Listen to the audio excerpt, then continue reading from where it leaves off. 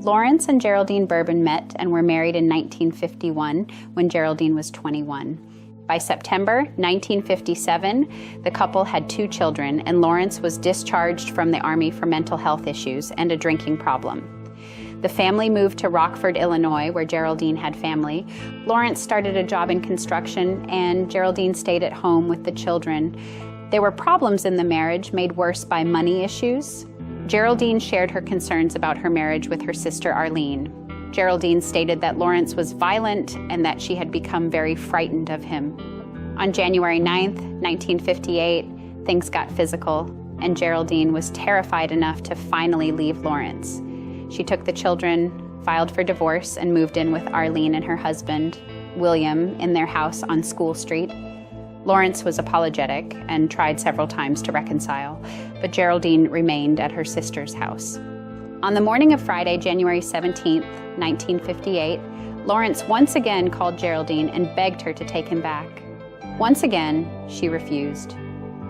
Near 11 o'clock that morning, the 2 sisters were sitting at the kitchen table when the door flew open, and Lawrence stood there in the doorway, shouting that he was going to kill her and waving a handgun. Geraldine ran into the living room.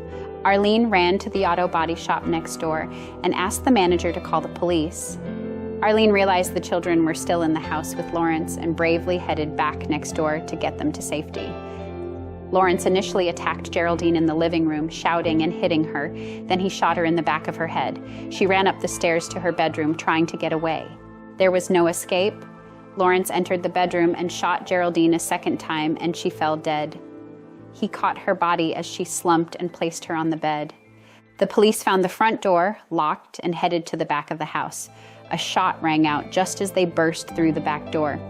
Lawrence had stretched out on the bed next to his wife and put the pistol under his chin. He pulled the trigger, sealing their fates forever. The energy created by Lawrence's last selfish act of cruelty and brutality continues to resonate through the house.